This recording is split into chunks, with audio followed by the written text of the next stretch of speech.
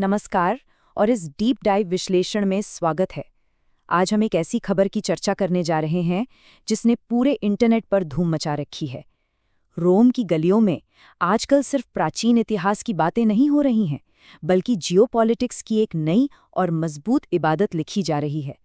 तो चलिए सतह पर दिखने वाले सोशल मीडिया शोर से थोड़ा आगे बढ़ते हैं और हाल ही में रोम में हुई इन मुलाकातों के पीछे की असली कहानी और रणनीति को गहराई से समझते हैं। सबसे बड़ा सवाल यही है कि आखिर इस वायरल मेलोडी ट्रेंड के पीछे की असली स्ट्रैटेजी क्या है। देखिए, इंटरनेट पर लगातार चल रहे मीम्स और वायरल क्रेजेस को तो हम सभी देख रहे हैं, लेकिन पर्दे के पीछे एक बहुत ही हाई स्टेक्स रियलिटी चल रही है। जब दो देशों के प्रधानमंत्री एक कार राइड शेयर करते हैं या प्राइवेट डिनर पर बैठते हैं, तो वो सिर्फ एक आम कैजुअल मुलाकात बिल्कुल नहीं होती। आइए इसके पीछे छिपे कूटनीतिक मकसद को ध्यान से समझते हैं। वायरल हैशटैग के पार कूटनीतिक पहलू की बात करें तो चलिए देखते हैं कि इस मुलाकात के सब्सटेंटिव डिप्लोमेटिक एलिमेंट्स आखिर थे क्या। आमतौर पर होता क्या है, हम क्लोज डोर मीटिंग्स और कड़े फॉर्मल अग्रीमेंट्स देखते हैं, जहां हर चीज एक स्ट्रिक्ट प्रोटोकॉल के तहत होती है। लेकिन यहां पूरा फोकस इनफॉर्मल डिप्लोमेसी पर रखा गया, यानी कार राइड्स, प्राइवेट डिनर्स और पर्सनल ट्रस्ट बिल्डिंग। दोनों नेताओं ने जानबूझकर इस कैजुअल सेटिंग का चुनाव किया। ऐसा करके उन पुराने और ट्रेडिशनल बंद कमने वाले तरीकों को छोड़कर एक मजबूत पर्सनल रैपो बनाने पर जोर दिया गया। और अगर जियोपॉलिटिक्स के नजरिए से देखा जाए तो ये एक बड़ा स्ट्रेटेजिक फैसला है। तो अब बात आती है इनफॉर्मल डिप्लोमेसी यानी अनौपचारिक कूटनीति की। इसकी असली ताकत क्या है? दरअसल इनफॉर्मल डिप्लोमेसी लीडर्स के बीच आपसी विश्वास यानी पर्सनल ट्रस्ट स्थापित करने का एक तरीका है जो फॉर्मल दायरों से बिल्कुल बाहर होता है। इसका असर बहुत ही जबरदस्त होता है। जब दो लीडर्स के बीच पर्सनल ट्रस्ट बन जाता है ना, तो ये एक पावरफुल कैटलिस्ट की तरह काम करता है, जिससे आने वाले समय में किसी भी बड़े और जटिल समझौते पर हस्ताक्षर करना काफी आसान हो जाता है। सच तो ये है कि बड़े फॉर्मल अग्रीमेंट्स की नींव इन्हीं छोटी छोटी इनफॉर्मल मुलाकातों में ही रखी जाती है। इस रणनीति का एक और बहुत अहम हिस्सा है हमारे सांस्कृतिक संबंध और सॉफ्ट पावर। इस दौरे के दौरान कोलोसियम की विजिट काफी चर्चा में रही। अब देखिए, कोलोसियम का दौरा कोई इत्तेफाक या सिर्फ एक टूरिस्ट फोटो अपॉर्चुनिटी नहीं थी। ये डिलिबरेटली प्लान किया गया एक डिप्लोमैटिक मनूवर था, जिसका सीधा मकसद सॉफ्ट पावर को प्रोजेक्ट करना था।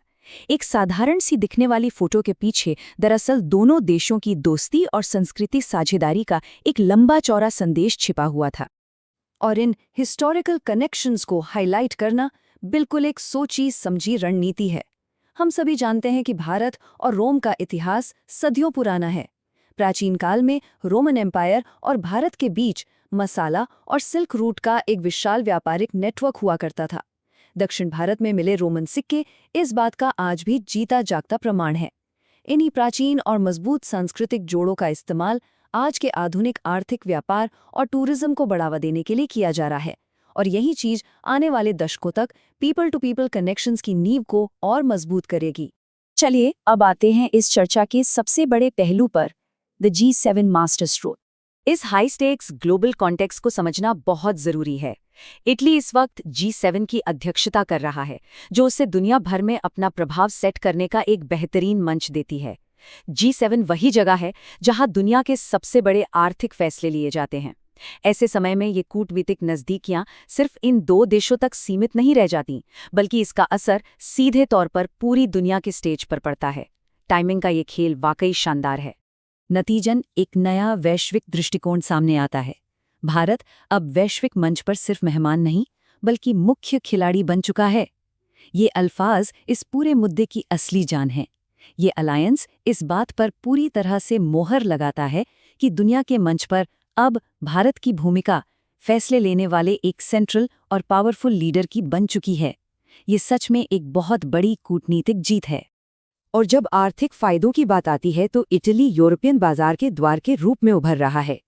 कुछ अहम सेक्टर्स पर इस इनफॉर्मल डिप्लोमेसी का बिल्कुल सीधा असर हो रहा है। सबसे पहले अगर हम डिफेंस सेक्टर को देखें तो वहाँ मुख्य फोकस मैन्युफैक्चरिंग और स्ट्रेटेजिक ऑटोनॉमी पर है। ट्रेड की बात करें तो इटली पूरे यूरोपियन मार्केट के लिए एक सीधे और मजबूत गेटवे का काम करता है। वहीं टेक्नोलॉजी के क्षेत्र में आने वाले कल के कोऑपरेटिव अग्रीमेंट्स पर ध्यान केंद्रित किया जा रहा है। ये सभी क्षेत्र एक सोचे समझे और बहुत बड़े लक्ष्य की तरफ इशारा कर रहे हैं। अगर हम इसके रणनीतिक मूल यानी स्ट्रेटेजिक कोर को समझें तो 3 बातें बिल्कुल साफ हो जाती हैं। पहला, इटली यूरोप के विशाल बाजार में एंट्री के लिए एक बेहद जरूरी गेटवे साबित हो रहा है। दूसरा, ये दोनों देशों की स्ट्रेटेजिक ऑटोनॉमी को कई गुना बढ़ा देता है। और तीसरा, डिफेंस मैन्युफैक्चरिंग की क्षमताओं में ये अलायंस एक बहुत बड़ा गेम चेंजर साबित हो सकता है। ये सब इस बात का सबूत है कि यही आने वाले कल की आर्थिक और सुरक्षा नीतियों की नींव है। और अब इस विश्लेषण को समाप्त करते हुए एक आखिरी और थोड़ा सोचने पर मजबूर करने वाला सवाल सामने आता है।